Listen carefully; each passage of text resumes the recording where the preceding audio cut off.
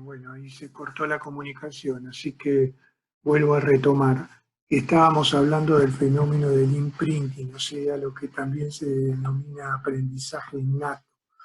es decir, aprender determinada estímulo, situación, evento en un momento crítico de la vida temprana que es difícilmente olvidable.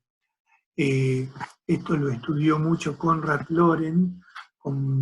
entre los muchos aportes que ha hecho al comportamiento animal, y precisamente lo que él hacía era trabajar con gansos y que cuando estaban los huevos a punto de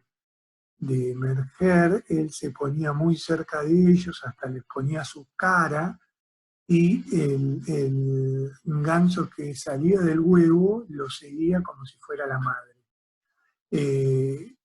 Esto mostró muy claramente la importancia de esa estimulación y presencia temprana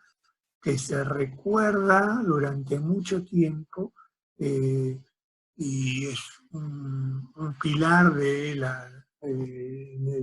este tipo de conceptos, es uno de los pilares de aprendizajes tempranos y desarrollo. Para que veamos un poco a través de un ejemplo concreto la importancia del entorno social para aprender, les quiero mostrar un trabajo que es bastante reciente de lo que se denominan pinzones cebra, uno de los modelos de vertebrados más estudiados en lingüística y lo que sería la ontogenia del aprendizaje de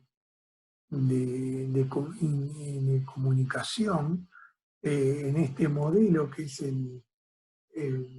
pinzón cebra, lo que el macho adulto presenta cantos muy complejos y los juveniles lo aprenden. Y en función de esta interacción con el macho adulto que desarrolla estos cantos tan complejos, de allí viene la complejidad del canto que tendrá este individuo cuando llegue a ser adulto para atraer hembras. Lo que se hizo en este ensayo, son modelos de laboratorio muy estudiados desde hace décadas, es que mientras luego, o sea, si bien durante los primeros 35 días se realizó el entrenamiento con un macho adulto, de los 35 a los 60 días, ya el juvenil madurando empieza a practicar los cantos. Lo que se hizo en este ensayo es solamente presentar un monitor, y este monitor mostraba las actitudes de una hembra adulta frente a la presencia de, del canto de este juvenil. Cuando se daba el canto y la hembra grabada realizaba algún repertorio de reconocer el canto con su actitud corporal, a eso se lo denominó un condicionamiento contingente. Mientras que lo que sería lo contrario es cuando no había una contingencia directa entre el canto y los movimientos de la hembra, es decir, cuando no había algún tipo de patrón motor de la hembra que respondiera en este contexto, siempre y cuando considerando que esto eran grabaciones, eran reproducciones en video con una pantalla dentro de la jaula. Lo que se puede ver en esta situación es que cuando el macho joven practicaba y había algún tipo de interacción social con esta hembra en el monitor, como un patrón de reconocimiento de la hembra, ese canto, las complejidades del canto ya adulto a 3 meses, de 3 meses de vida, eran mucho más complejos que aquellos que no tuvieron esta opción de poder tener un condicionamiento contingente entre el canto del juvenil y posturas o patrones motores en la hembra frente a esa acción, donde este canto era mucho más pobre. Es decir, para este tipo de cantos se necesita un adulto que enseñe la complejidad del patrón, pero a la vez un entorno social de reconocimiento del mismo facilita y perfecciona la complejidad del canto. Y acá se ve con claridad cómo las habilidades cognitivas se pueden mejorar en entornos sociales adecuados. Esto mismo también se puede, con menor complejidad obviamente, en otros modelos animales como son los insectos. En el caso de los insectos, las experiencias que tienen lugar en estadios tempranos del desarrollo, y en este caso es importante mencionar que los insectos tienen un desarrollo discreto en donde arrancan de un estadio de larva, de huevo, luego son larvas o ninfas, hasta llegar a estadios adultos, ya sea pasando por un estadio de cambio abrupto como es la metamorfosis o no. En el caso de estos tres modelos de insectos que son hormigas, abejas y dípteros, tienen una metamorfosis verdadera, es decir, un cambio abrupto entre lo que sería un estadio preimaginal, que es el pasaje de larva a pupa y de pupa a adulto, ese estadio intermedio en donde el animal pupa y donde hay abruptos cambios en el desarrollo, eso se denomina metamorfosis. Aún bajo esas circunstancias, las experiencias en estadios tempranos del desarrollo pueden afectar al adulto. También aquellas experiencias olfativas, por ejemplo, que tienen lugar inmediatamente después de la emergencia. Por ejemplo, en este caso, en esta imagen estamos viendo individuos adultos que están saliendo de su celdilla en donde se desarrollaron desde huevo. Y estos individuos de horas de vida como adultos, esas primeras experiencias cumplen un rol muy importante, no solo en el comportamiento, sino en determinados circuitos neuronales. Eso fue bien estudiado en Drosophila, en la mosca de la fruta, y en la abeja social Apis mellifera. En las abejas, por ejemplo, que son sociales, la falta de estimulación de los adultos recién emergidos, de estimulación social, que promueven un ambiente de crianza empobrecido, tiene consecuencias negativas sobre las habilidades cognitivas de la abeja social Apis mellifera. Y que además habíamos dicho que existen correlatos en el sistema nervioso producto de determinadas experiencias tempranas. Los efectos de experiencias tempranas en insectos también muestran evidencias neurobiológicas que correlacionan con esta ausencia o aparición de experiencias tempranas. Lo bueno de los modelos de insectos es que se puede controlar las situaciones de cría, se puede controlar el tipo de dieta que se le ofrece, y luego se pueden hacer evaluaciones de conducta, evaluaciones neuroanatómicas, morfológicas, evaluaciones fisiológicas, y ver cómo responden en función de las experiencias previas que han tenido. Lo que podemos ver en este caso es un diseño de la cabeza de un insecto, en este caso es una abeja Apis mellifera, donde tenemos sus estructuras quimiosensoriales por excelencia, que son el par de antenas que tienen una cantidad de órganos quimiosensoriales y de otras modalidades sensoriales inclusive, pero fundamentalmente es el órgano olfativo por excelencia. Y de aquí se proyectan una cantidad de neuronas sensoriales a lo que sería el cerebro. Primero a un centro de procesamiento de información olfativa, un centro primario, que tiene una forma como si fuera un ramillete un racimo de uvas.